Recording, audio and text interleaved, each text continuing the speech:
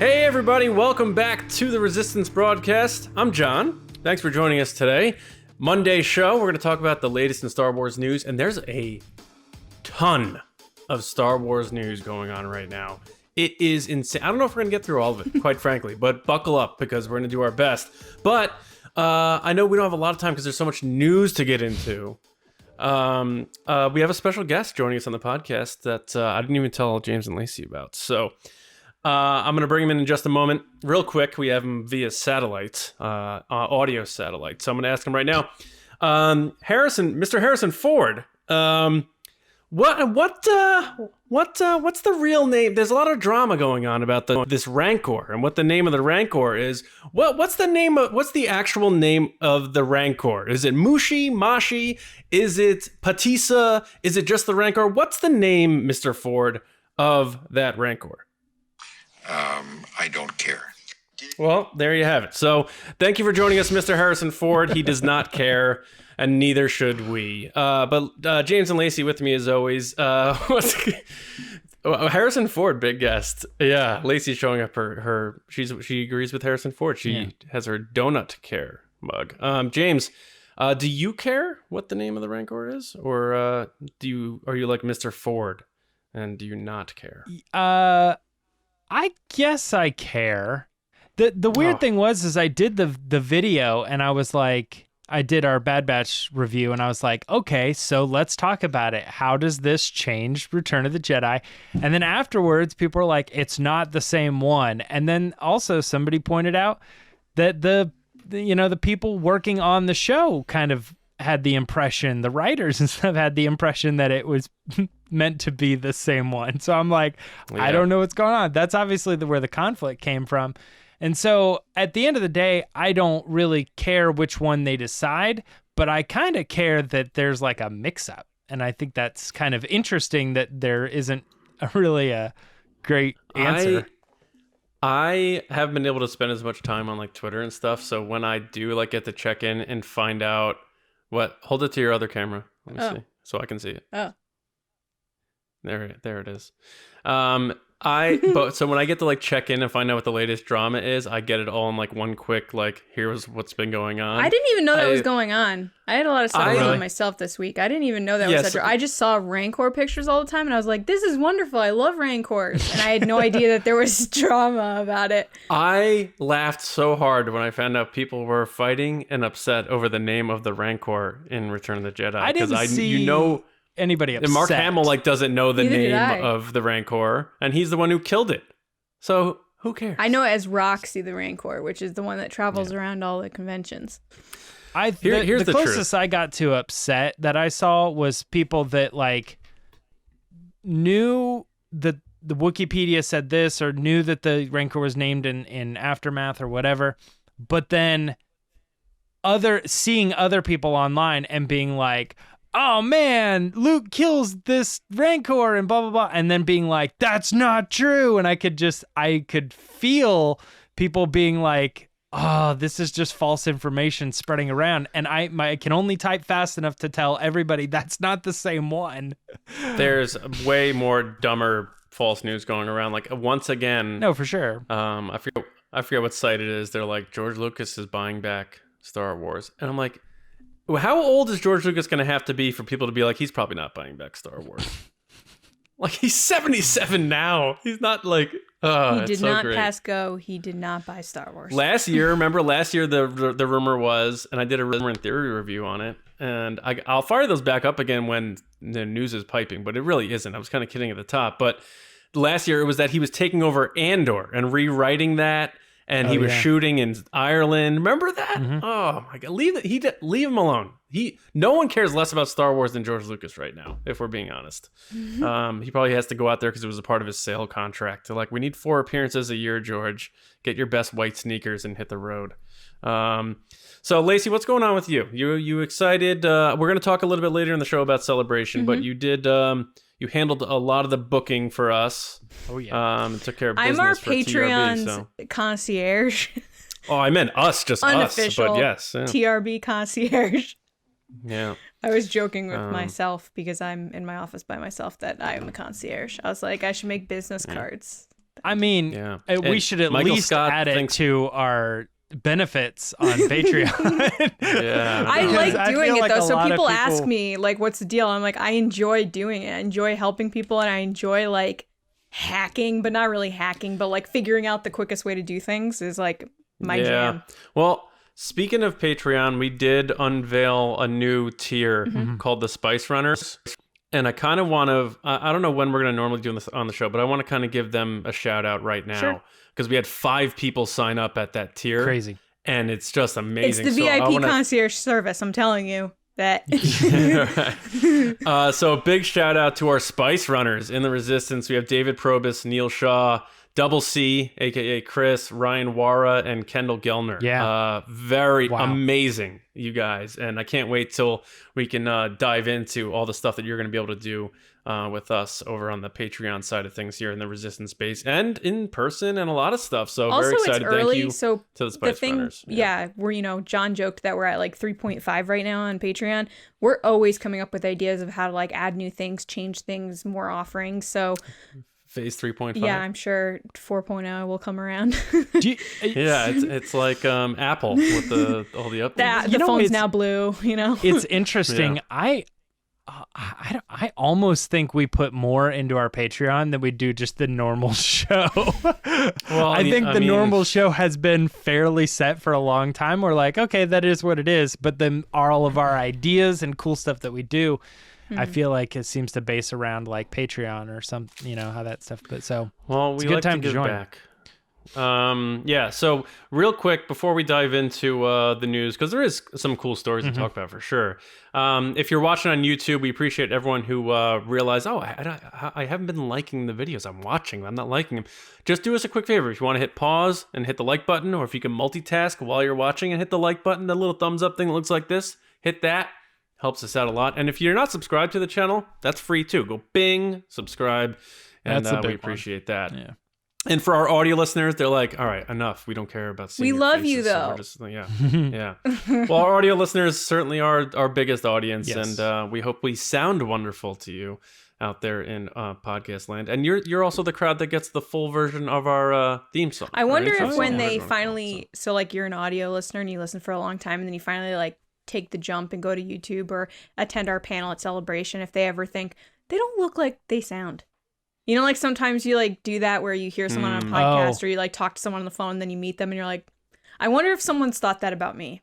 Put it in the comments if that's ever happened. If you're like, no, that's not what I thought. Could be. I'm a Rancor. What would you guys meet you name in a person? Rancor You're if just you like, James, what would you name a Rancor? what would I name a Rancor? Wait, when were we talking about this? Where did I hear this? I had a good name and I can't think of it. Shoot. Lacey? Snaggletooth. Okay. Dank the Rank. I hate that. it. I hate it. Yeah. Wow. I think it's 'cause we did Dank- strong contrast. I think it's because we on did that Dank one. Troopers and I hated that, so I got to stay consistent with my hating of Dank. Yeah. Yeah, because he's I like would name wet him- and slobbery too, but he's also like cool. So it's like both uses of the word dank. Yeah. I'd name mine Bill. That's my Bill. dad's name, Bill Gill. Bill Gill's Bill the not a Rancor. Rancor. Bill Gills with jacked fish. Because he has gills. All right. I don't know if your dad's jacked. I just made that up. He's a strong okay. manual labor electrician guy. I wouldn't say So he's I not feel like like- The Rock, but Yeah, I feel like If your dad was dads The Rock. and like older men do have a freakish strength where if you need a jar open or you need to turn a wrench a little further, they know how to do it. can I just So, tell you like a little side story? There was a day that John had called me and I was in the car with my dad, so I picked up to talk to him. And I was just like, okay, John, you're on the phone with my dad, Bill Gill. And my dad goes, hey, Anthony, what up, Santos? Because he thought it was my best friend, Santos. And I'm like, Dad, this is John. He's like, oh, hi, John. Yeah, I was not Anthony Santos. No, you No, were I not. was not. But Anthony Santos, big shout out on the podcast today. Yeah. So that's very good. What up, Andy? So, I mean, we start the show off with a guest. Harrison Ford joins us. We get into a little bit of fun stuff there. People already like the video. They're subscribed. Now it's time to get into the news. And it's the Resistance Report. Very interesting stuff. It's going to be curious to see what our takes are on this. So, James, why don't you guide us along the way? It's the Resistance. So this is interesting. It's very rare that we actually get to talk about the comics because the comics generally don't make waves, but specifically because we're such a big Make Solo 2 Happen podcast. We are the Make Solo 2 Happen podcast, I should say. Which is a wonderful, positive fan movement that people like. Yeah. Just want to throw that out there. Not everyone, apparently. Like and subscribe. The War of the Bounty Hunters Star Wars comic is this huge ongoing series. If you're a regular listener, when it launched, we talked about it and how it was going to span all these different eras and comics and all these other things. And the one thing that really stuck out to us, and we're going to talk a little bit about spoilers, so if you're reading it, but at this point you've probably come across it. In the most recent issue, there is a character that's kind of under a cloak and, is making some moves. And then by the end of the issue, we find out that it is Lady Qi'ra. And this issue takes place after Empire Strikes Back and before Return of the Jedi. And it involves her trying to obtain or, trying to work with or she is in possession of Han when he is in Carbonite. So this just sets up a lot of canonical things that were like, oh, this is interesting. This is new information. Let's talk about this, right? So let's just get started real quick. John, I don't know. What are your initial thoughts of this on Qi'ra showing up, surviving at least to Empire? Yeah, so people notice the title of the episode. I put that it's 15 years after the events of Solo. To put that in perspective, that's a long time. Qi'ra has definitely taken care of her skincare routine. She looking good. She has not aged a bit. And meanwhile, Han Solo aged into a mid-40s action actor out of nowhere. So he's not living the high life she is, though. Yeah, that's true. Well, Lady Qi'ra, you would assume, she has that high position now, where back in the day she was not doing so well. But yeah, it's interesting. I'm a little confused on because I haven't been reading this series, so I don't know if anything leading up to it gives us a better hint of what's going on with her. But to me, it seems like we're gonna find out in the next one more so what's going on, as this feels like it was a bit of a cliffhanger. Sure. I definitely have questions. Obviously, she's not going to see Han, and they're not going to have a discussion or an encounter or anything like that because he's literally frozen. And the next time we see Han, his new love of his life, Leia, is the one who frees him. But that old joke is now funnier. That's what I'm saying. Now your joke is funnier. Yeah. Oh, yes. Yeah, I know. Yeah. I forgot where I said that. Someone who loves you. Qi'ra. Qi'ra? Yeah. Yeah, because he's blind. He didn't. But yeah, I don't know. I don't know what this means. It does make me a little nervous about the future of Solo. Where are they going to take it down these other mediums and just say this is how we're going to tell these stories? The one, I guess, positive spin you could put on it is that this is 15 years later after the events of Solo. So they're not exploring that gap yet between Solo and A New Hope. That's that 10-year gap is what we're looking for the continuation of that story. Because I saw some people saying like, oh, they made Solo 2 happen. I'm like, no, I mean, come on. They didn't. But yeah, any character shows up ever again. Yay, a success. Yay, they did it. Yeah. Beckett one-shot comic. Woo! Yeah, exactly. Yeah. Oh my God, Therm Scissor Punch. They made Solo 2 happen. No, but this is cool, I guess. It's cool seeing Qi'ra in another spot. I'm not the biggest fan of weaving people who they created after the original trilogy was made, whose stories before the original trilogy, into the original trilogy timelines. I know how that makes people feel good in terms of like meshing the continuity of the story and canon and stuff, but you just sound like the Rancor people now. Not necessarily. I think that's different because they're fighting over names, and I think that's silly talk. But it's I don't know, it's whatever. It's kind of cool. I wasn't as excited as I think you guys were, so I'm curious to see what you guys think. But to me, this isn't any kind of implication on the future of Solo or anything like that some people are leading to. Yeah, Lacey, thoughts? I was actually super pumped. So this leaked before the actual thing came out. Yeah, I think they people sent were out reviewing it review copies, and so it leaked. People don't know how to be nice. But anyway, the crazy thing is, the night before, someone from Lucasfilm did message me and said, "Hey, you might want to check out this comic tomorrow. It's not exactly Make Solo 2 happen, but maybe you should check it out." And John's saying I'm bragging, but I'm actually was super pumped just to tell them that I got this message, because I was like, what is going on? And then they happened to be talking about it when I went into our little group chat. So to me, Emilia Clarke probably leaked it because she's mad that she's not actually playing Qi'ra. they sent her the review copy, and she's like, I'm putting this on Star Wars Leaks Reddit. Yeah, that's on her priority list. No, to me, this is, I think, good news, because, and I know we've gone back and forth not only in this conversation but also in our own conversation of like the pros and cons of this situational, if you will. But I think it's a good thing because, first of all, it means that the characters are still in their minds. They haven't forgotten about them. They're still relevant, and they still mean something within the story of Star Wars and not just this one-off story. So to me, when I look at that, it means that one, they're never going to meet, because that would just throw everything off and that would be crazy. But it leaves readers and Star Wars fans wondering, okay, but how did she get here? And to me, that's what Make Solo 2 Happens all about, is that chunk of time between when we see Han and Qi'ra to A New Hope. Like John was saying, that like 10-year gap, what happens then? So to me, this is just adding more fuel to that of fans want to know how she got here. How did she become Lady Qi'ra? What is she doing? And I know a little bit will be answered in the comics, but they can't go in depth like they can in live action. So to me, I think this is a good sign. This isn't like, hey, it's over. This just adds to, hey, these characters are at top of mind. Yeah, I mean, James, have you been reading this whole run, or did you like catch yourself up on it? No, the comics, man, is just so much. I feel like I just can't do it.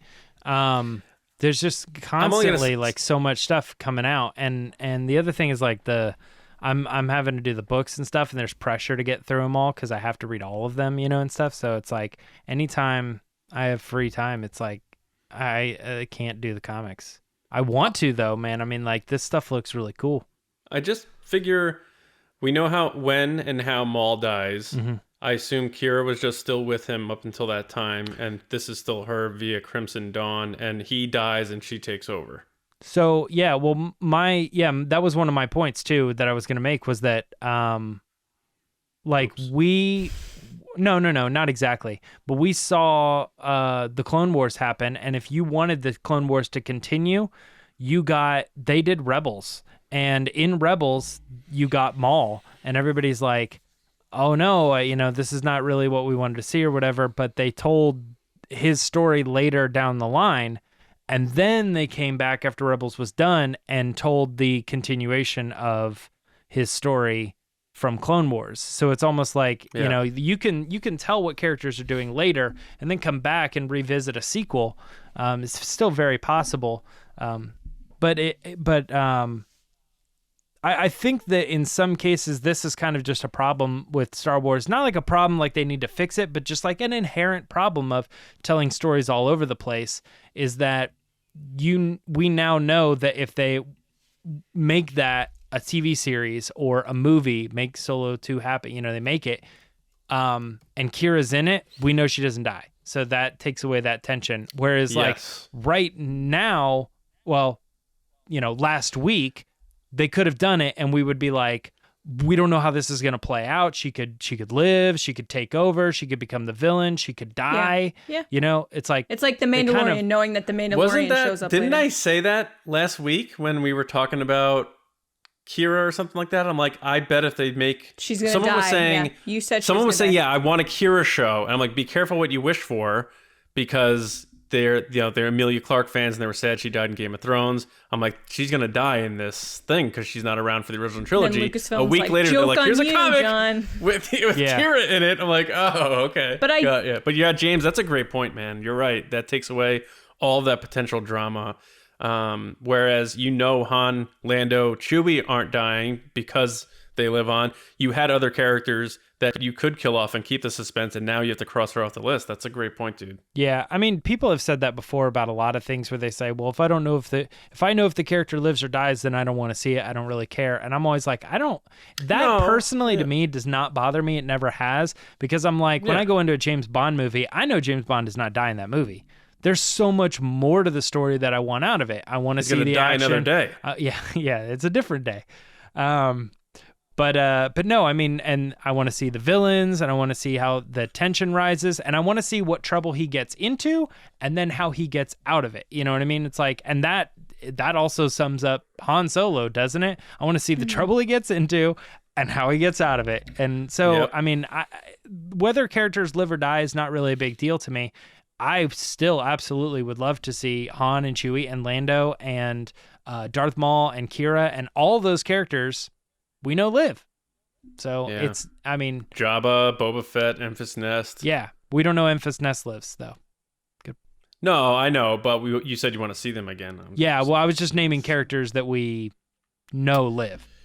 Yes, that's true. I do want to say really quick though that we appreciate everybody that tagged us in this story and tagged us online about the comic and, hey, you should read this, oh my god, and all the eyeball emojis that really were sent to us. It means a lot to us and we appreciate it. If we didn't like certain stuff, it's because we didn't want to spoil anyone, but we really really appreciate it. Yeah, exactly. And that's why I did a tweet like, if anyone's wondering, yes, I did see it, but don't spoil it. Yeah. Because I know people were really excited about it. But all the messages and stuff we appreciate that you guys sent us, so thank you. So James, do you think it's I remember when it's a clone, John. It's not the Qi'ra. Clone. I was actually going to throw that out there before, but you guys were like kind of in depth with a certain thought that I was like, this is a stupid She's like, comment. I've died before. Yeah. Like, because I was like, because you were like, well, she's not going to die now. I was like, maybe she does. I know. That's true. Yeah, you can. I mean, anyone could be a clone now. Maybe she's a clone of, I don't know what I'm about to say. I don't know. James, we talked about this like before when it first like came out, the leak or whatever. And I said, I think this gives me like a little concern about, what they're going to do with these solo characters and stuff. And you seem to say that it's a good sign too. So you and Lacey were both kind of like, we think it's a good sign. So are you still that way? I think, I mean, I think what we said earlier was like, it's just too far down the line to be like, oh, this is our answer to it. And I don't know. And I think it's good, though, that they did do it so far away, because now it leaves, if they do tell that story, all these possibilities that don't conflict, obviously, with her dying or not. That's a different story, but it's not even close to that time period of she's years away, so it won't affect anything, whatever they decide to do. Yeah, it's true. Yeah, because, I mean, Fingers crossed. It's still like, people forget, because some of the people who are like, no, Solo was enough, and I don't need more Solo. Yeah, it's called A New Hope. What are they going to do? Show us A New Hope, us them walking into the Mos Eisley Cantina? I feel like some people don't realize that it's a 10-year gap. But then people say, I want Rogue 2, and I'm like, wait. Wait. Well, just watch Empire Strikes Back. There you go. I like the inclusion, and I think it's good, and I think it's a smart move too, because it does kind of feel like they've stayed away from some of these characters sometimes. Like it would be, it's always nice when you're like reading a book or whatever, and then like Enfys Nest shows up or something, and you're like, oh, Solo, like the connectivity is there. And it's not so much like, oh yeah, there's Star Wars, like, and Rogue One and stuff. And then there's also that Solo movie. And it's like, I want to see those interactions between like Beckett and Aurra Sing. You know what I mean? Because it makes me feel Beckett is part of the Clone Wars. You know what I mean? Or like, like those characters interacting brings in that connectivity. So, yeah, I don't know. I'm definitely down with any character showing up at some point.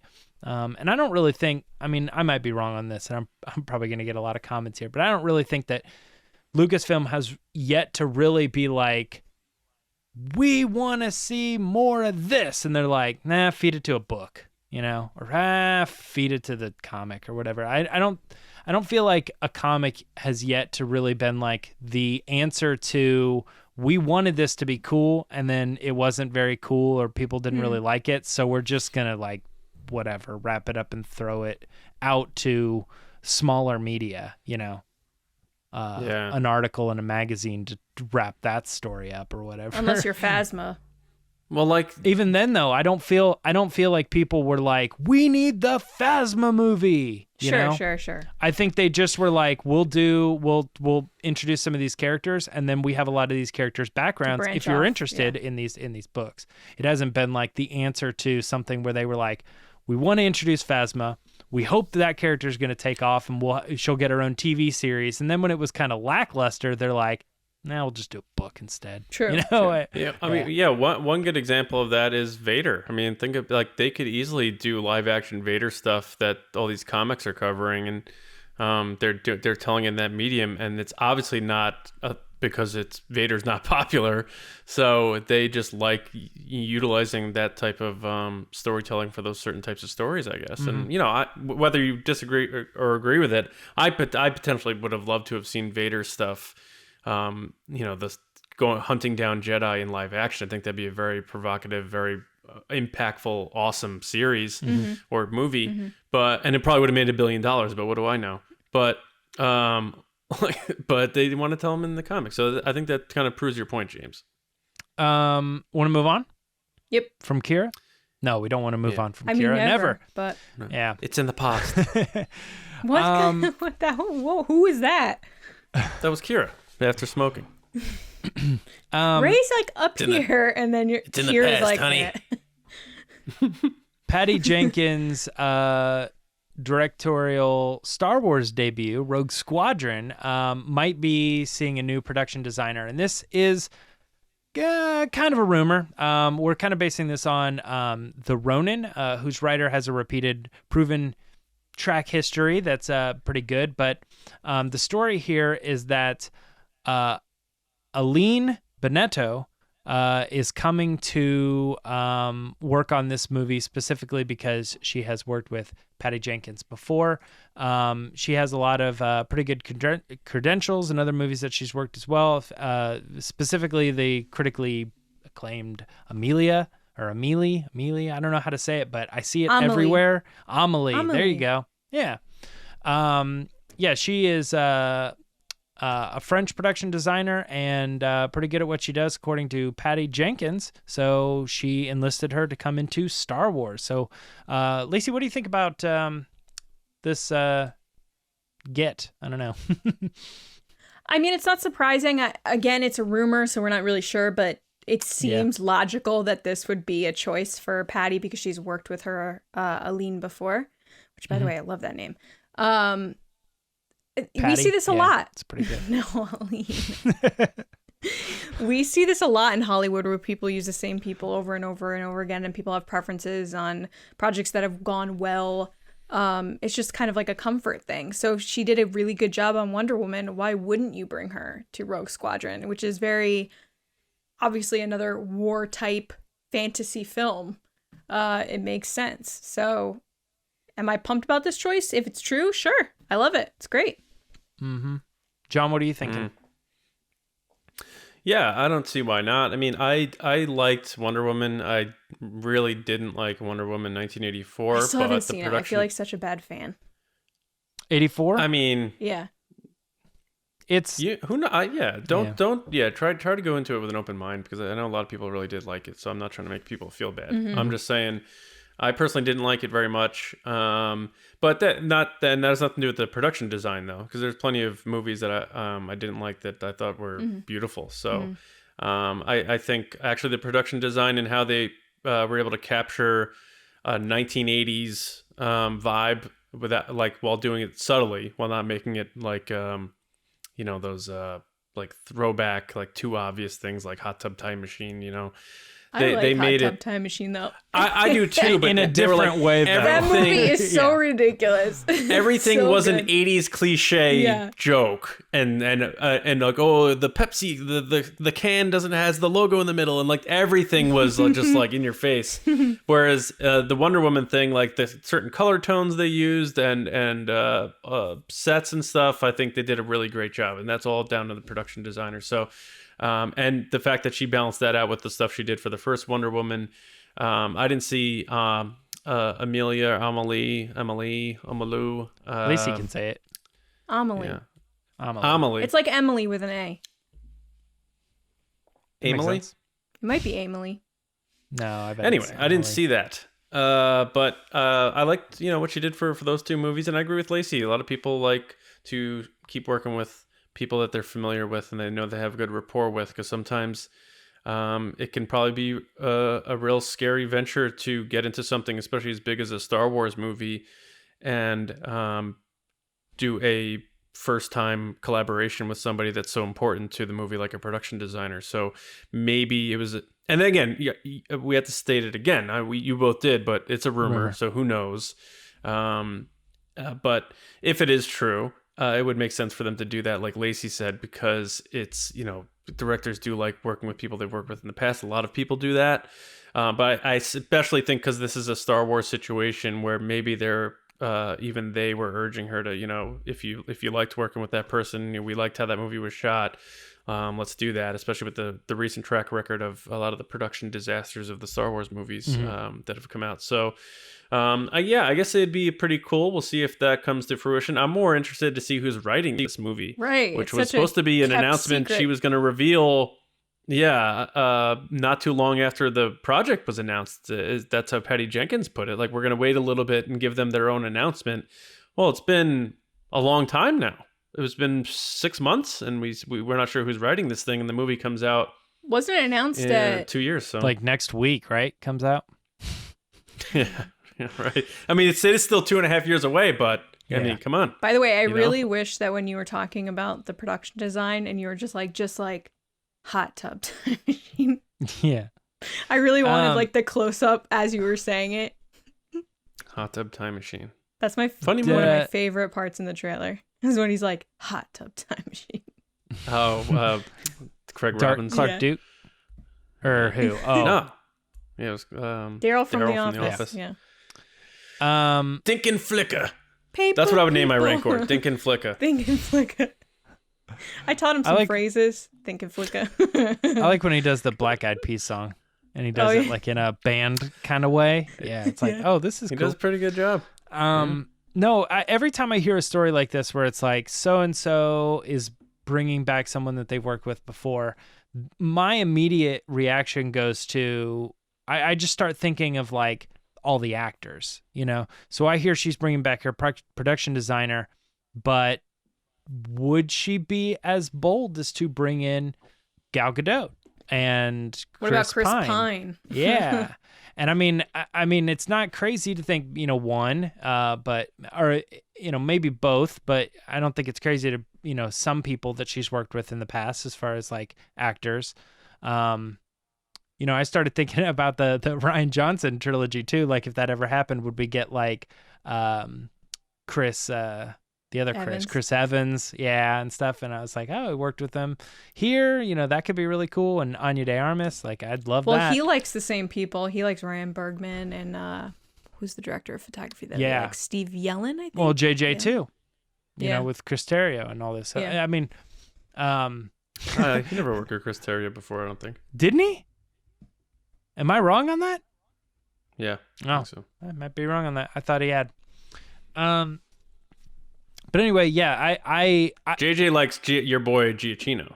He uses him That's in true. all of his Star Wars stuff.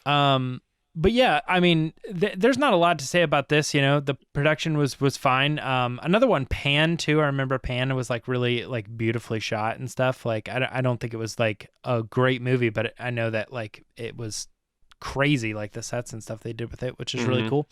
So it's neat that she's coming in. I don't think there's anything bad about that.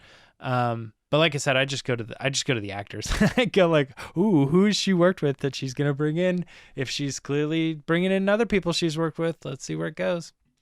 Mm-hmm.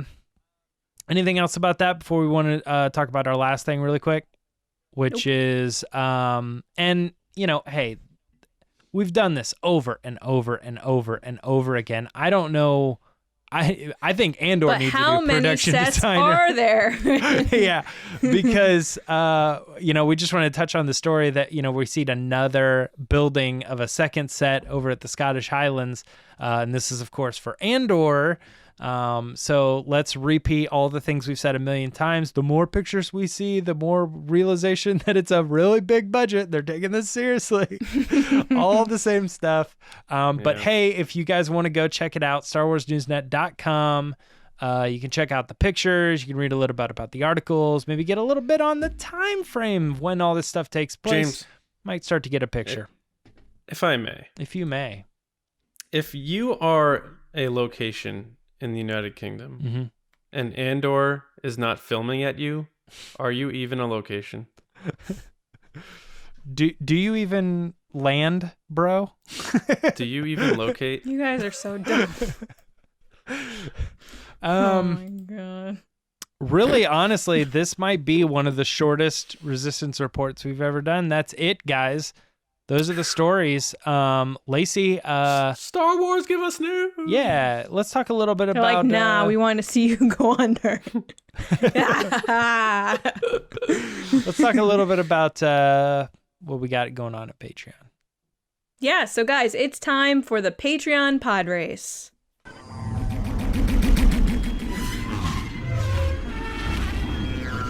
So we talked about this at the top of the show, so I won't go too crazy. But starting at $2 a month at patreon.com/resistance broadcast, you could support the show and what we're doing, especially as we get into the rest of this year. And we start to travel next year. We have a lot of cool plans and stuff like that. We have different tiers. Very cool. That being said, thank you to our generals. So thank you, CARMELO, Andrew STALEY, Jeremy Myers, NEEL SHAH, David PROBUS, John RISI, Mike Harrison, JETTA ROSEWATER, Michael Gaines, KENDALL GELNER, Paul OLSEN, Jake HOUCHINS, Jeff CONNARY, Oliver Lewis, Dave HORNAK, Frank GRANDE, Ryan Wara, ASLAM, Joe Ritchie, Darth Hurricane, Timothy Hill, John, what did we decide on? John CHORLTON? Did we find out if that's correct, John? CHORLTON. I'm saying that to John CHORLTON, not John Hoey. And Val Trishkoff. Thank you guys so much. Support you. There's some Spice Runners mixed in there. No big deal. So this week we actually have one of our new Spice Runners, aka General currently in this episode, Ryan Wara. Ryan, thank you so much. And we asked him the question of if the first Star Wars, or what was the first Star Wars movie you saw in theaters, and do you remember your experience? So we're gonna give Ryan a chance to be on the show and give us an answer. So Ryan, take it away. Hey TRB. First Star Wars movie I saw in the theater has got to be the 1997 A New Hope special edition release, and followed by Empire and Jedi. And I don't really remember the experience, to be honest with you, but I remember the lead up to the 1999 release of Phantom Menace. Friends and I had to wait in line for tickets, which you couldn't buy online or reserve seats or anything like that. So we waited in line in a parking lot overnight in the rain. We took shifts to do it to make sure that we got the tickets. And I wasn't even there the next morning when they actually went on sale because I was at work. But we got the tickets. We saw the movie a couple times back to back. And it was so much fun to just be out there with a bunch of other Star Wars fans whom you didn't even know, but you had all of that in common. And it was just so easy to talk to anybody out there who was also waiting and just super excited to see brand new Star Wars content on the big screen. Nice job, Ryan, for your first pod race. Really enjoyed your answer. I love these kind of questions. They're like my favorite. John, what'd you think? Thanks. Well, first of all, very impressive ambiance you have there, Ryan. So if you're a gamer or whatever, you probably look better than all your opponents. Are they called opponents in gaming? Is that what that is? Yes, sure. Yeah. It depends on the game. Yeah. No, but great answer. Just like fellow gamers. Yeah, fellow gamers. Like the Steve Buscemi your answer is kind of skateboard thing. Yeah, hello, fellow kids. Yes, right. Steve Buscemi still campaigning for him to play young Leia. Not happening yet. Your experience and mine are very similar. My first Star Wars movie in the theater was A New Hope Special Edition, January, February 97, and then followed by the other two the months thereafter. But again, same experience with The Phantom Menace. Me and my buddy skipped school, and we camped out for tickets for that. So were you in Connecticut? Because maybe I was one of the people you were bonding with. But I did love your answer, because cool. Bonding with strangers over Star Wars is a very easy thing to do. And sometimes we get lost, especially during this pandemic time, lost in the aspect of the internet, and forgetting that just when you're actually in person with people are way nicer and friendlier and more open. And you get the opportunity to build friendships, or even just a casual conversation that you have with somebody you may never see again, but you have a great moment connecting over Star Wars. And I love that you pointed that out. And it was cool that your buddies even held line for you while you were at work. So I dig that. But ultimately, just a great answer, because it made me think of my experiences. So I appreciate that. Great job on your first pod race. Thanks for being a spice runner, dude. I cannot wait to hang out with you more, and all that sorts of stuff. So appreciate it, Ryan. Great job first pod race, man. Without a doubt. Unbelievable. Can't wait till the next one. James? Yeah, great answer. And just like John was saying too, like I didn't really have like an exact experience like this. Like I remember seeing the special edition in the theaters to some degree, and also the original, or the prequels, I should say. But I didn't like camp out or anything like that. But you saying that just reminds me of times that I have done that, like for Apple products and stuff, just because it's fun. And you go down there and you hang out and you meet people, and you're all like, so what do you think's gonna blah blah blah blah blah, you know, like how's this gonna play out? And you know, you all kind of communitively get against like, they're not letting us in, like what's going on, like, they're holding the tickets. You know, it's a fun time, and I'm really glad that you got to experience that and bond over something, and that it ended up, you know, just still going to this day. I mean, that's crazy. So thank you so much, man. Ryan. Yeah, thanks. That's been great. Ryan, great job. We're so pumped to have you on the show. Great answer. My first experience was The Phantom Menace as well. I was much younger though. I was, I don't know, very young. And my dad took me, and then I asked him where Luke Skywalker was, because I didn't understand that there was an entire timeline of Star Wars that came before everything I had seen prior. But as for waiting online, I get why people do it. I've seen that in fandom and everything else forever, but I've never actually done it. I'm not a big line waiterer. I think the most I've waited in a line is like for a ride, or at Celebration 2019, I waited in the show store line for like 30 minutes. And that was like, oh God, 30-minute wait. I'm such a jerk. Anyway, Ryan, great job. Really enjoyed having you on the show, and thank you for being a part of the community. And now we're going to head to John to talk about something different. Chat it up. Yeah, so a lot of people have given us feedback on this. We've put Ask the Resistance on the shelf for a little bit. Doesn't mean it's gone, but you know, with a lot of lack in Star Wars content coming out right now, and a lack of Star Wars news, we felt it was a little stale asking for questions and that sort of thing, especially when it came to like things that would have to, at this point, just be like blind guesses, you know? So we'll bring it back as things heat up, but I want to take these open chats that we've been doing at the end of the show. A lot of people have been giving us really positive feedback on it, because they really like the casual aspect of it and that sort of thing. So we're gonna do that now to ride this out to the end of the show here. I think a good topic would be Celebration. Yes. Now, we know, and you know, we appreciate that not everyone's able to go to Celebration, whether it's, you know, distance or a money thing, and that's cool. But you know, we do take pride in the fact that, you know, we are able to go. We're fortunate, and we feel very happy that we're able to do that. But also, we like to capture the experience, as we've said before, and you know, we're always doing videos from there. We're going to be doing streams from there and stuff, to in addition to, you know, your standard Disney stream that, well, I'm sure we'll be playing throughout the weekend and various panels and stuff. We want to bring you into our fan experience too. So we want to, if you can't be there, we want to bring you in. But we are excited to say that we know a lot of people are going to be joining us there though, and we were able to book our stuff, and Lacey Lacey hits the keyboards faster than anybody. So she's like the pod racer of the bookers here. So Lacey's throwing wrenches into other people's pod races. I'm a like, planner, yeah, go, guys. go. That's what people need to know is I am a planner. I plan things out. Oh, that's what I meant to say to Ryan. Ryan, that was my main point to tell you, and I totally like blanked in like 2 seconds. Was I appreciate that you and your friends planned stuff out. Like so and so is going to take over at this time, and then I'm like that's what I'm all about is planning. Big planner. Right. Big planner. Yeah, I mean, hotels went on sale this past week. It was nuts. I can't believe that hotels are sold out for Celebration 2022, which is unheard of. Like, I don't think that's ever happened this quickly.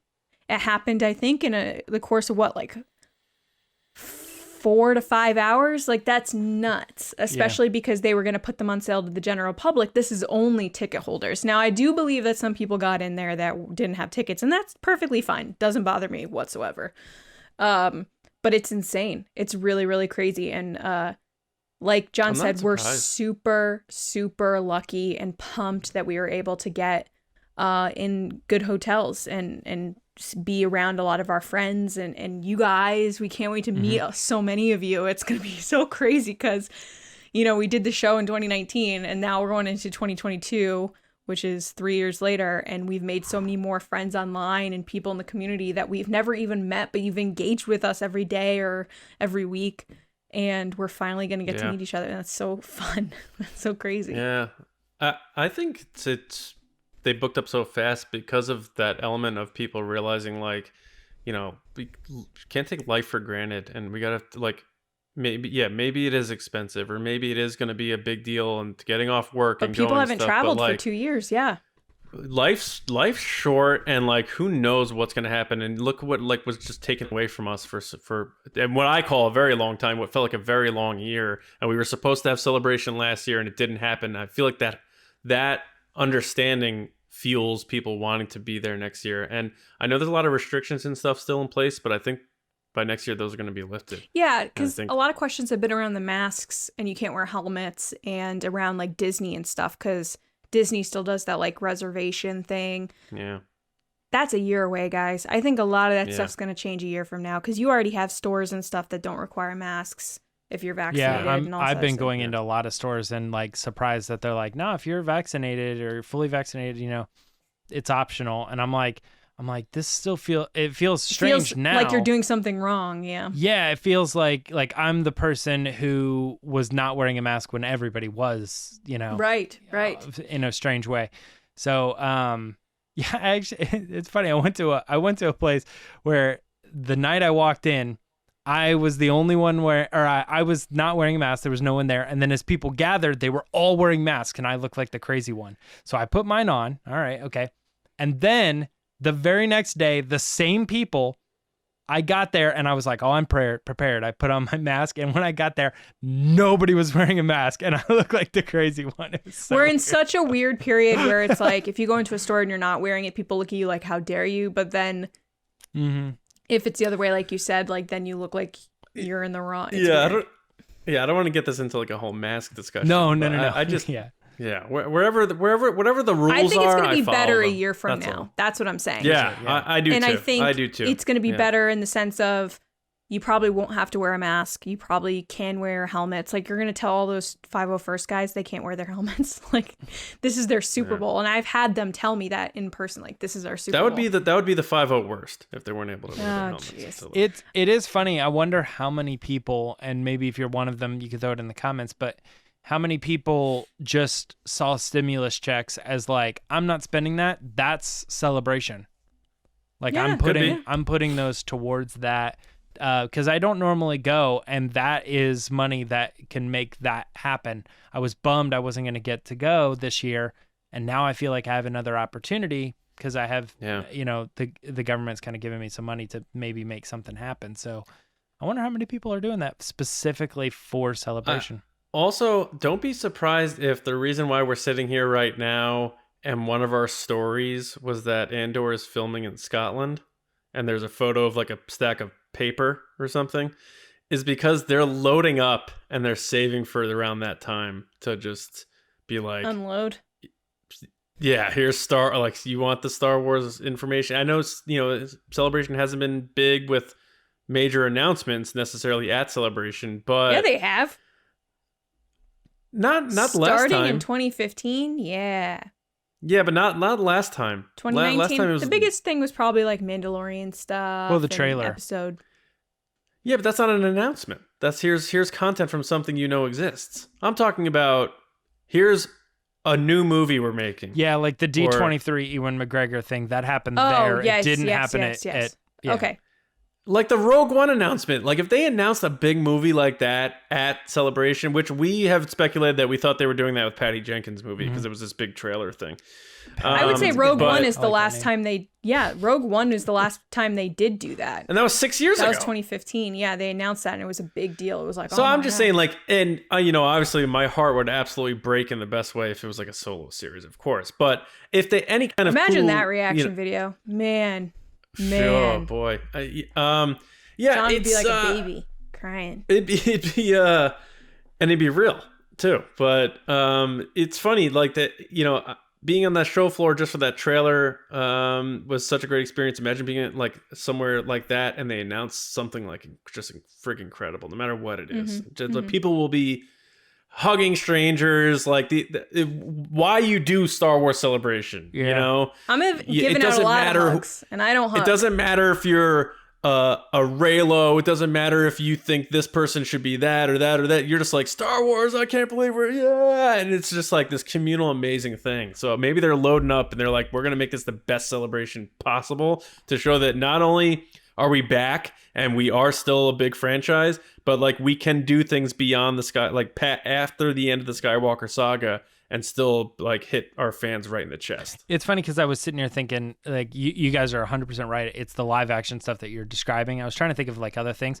There have been a couple animated things, like when they brought back Thrawn and they announced him. That was a big moment. Or when they said the Clone Wars saved, like that type of stuff is like, those were big announcements. That was San Diego though. Oh, was it? Yep. Oh, sorry, my bad. But I mean, those types of moments are good. But we want to see live action stuff. I hate to burst your bubble. I was at the panel when they revealed the Return of the Throne books, and it was no, Thrawn in the series was released in Europe. Comic-Con 2016 Celebration. Thrawn. Oh, you mean him in Rebels? Is that what you're saying? Yeah, his return, like his announcement. Oh, okay, gotcha. My bad. I'm sorry. Regardless, no, but yeah, the number one question, by the way, that people have been asking me and in our Discord has been, when are tickets going on sale? And guys, I don't know, but probably soon, because they have to give refunds back by, I think, the 11th, and then they're probably going to do an inventory check and then release tickets again.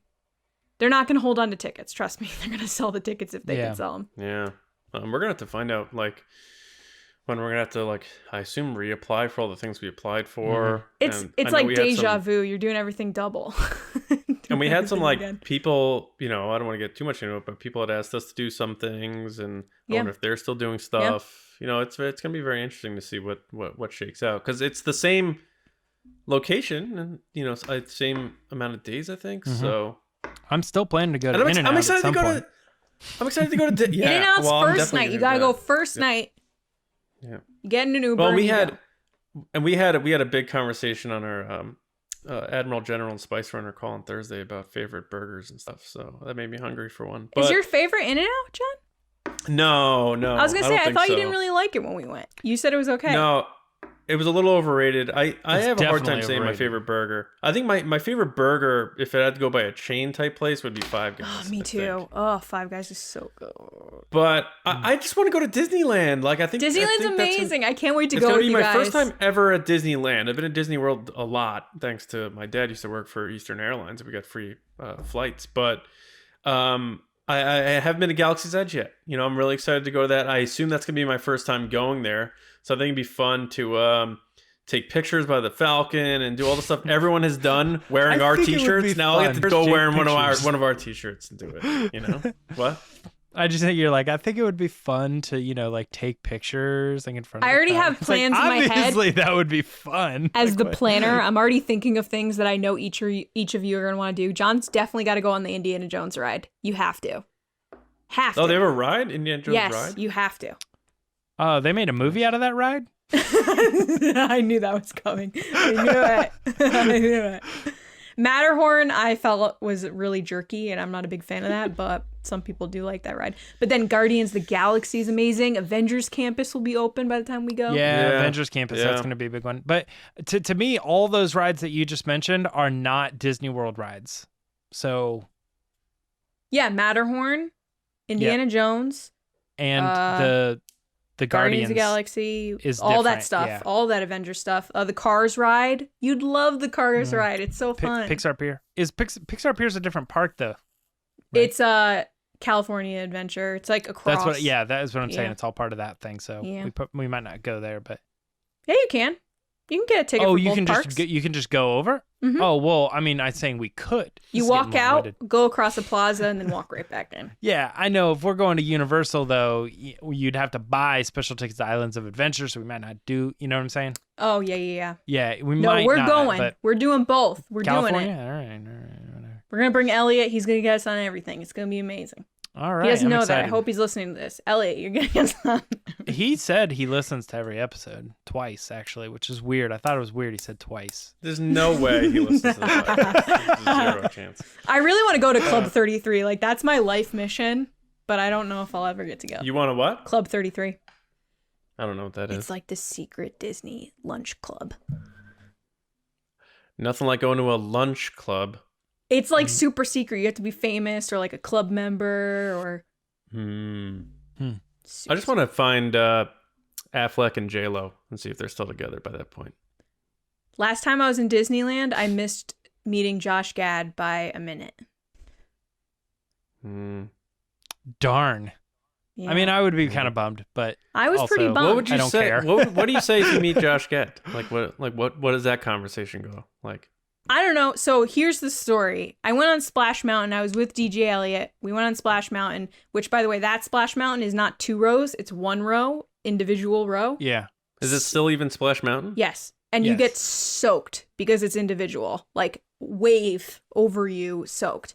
So I was wearing spandex like leggings. Mm-hmm. So then I had to go to the bathroom. So then I couldn't get them back on. Ladies know you've told the story. I think, yeah. And then he saw Elliot and was like, "Hey, Elliot, probably going to Club 33. Mm-hmm. Hey, Elliot, what's up?" And then they had a conversation. I come out and he had left, and I was like, "No." Yeah. Dang.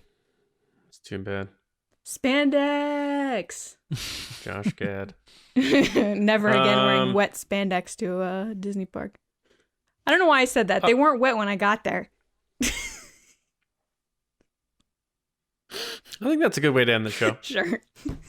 All right. Well, we are excited about Celebration. Hopefully, as many of you that are listening and watching are going as well, and we get to see you and hang out, celebrate Star Wars. But we want to thank everybody for stopping by here, listening and watching, being a part of the Resistance here in the Resistance base. Appreciate that. Make sure you do subscribe to the show, like I said at the top, but also all of your audio podcast platforms, if not YouTube. If you didn't like the video yet, shame on you. Like the video on YouTube and subscribe. Yes, I mean, we're big Spotify fans here, but also we're on Apple, SoundCloud, Podbean, Amazon Music, all those audio podcast apps. And StarWarsNewsNet.com. So when there is Star Wars news, go every morning, eat your cereal, get your Star Wars news, StarWarsNewsNet.com. But also, we have a great review team there too. We do all the comic reviews, book reviews, a lot of editorials. We had recently a good one about the Bad Batch by Darby. So Star Wars Newsnet, even when news isn't piping hot, go check us out over there. You can find me on Twitter at Johnny Hoey and writing and editing at StarWarsNewsNet.com. And my movie podcast, Just Like the Movies. I think we are doing Predator coming out tomorrow. So I'm very excited to do that. Should be a fun one. And if you didn't check out our one on Jurassic Park, we did that 2 weeks ago. James, where can people hit you up? You can hit me up on Twitter and Instagram at MyerChunks. And if you haven't yet, go back and check out, you probably had a chance to check out the latest episode of Bad Batch. So if you haven't watched my video, go check out what I had to say about it specifically, Bad Batch reaction show. It's on YouTube.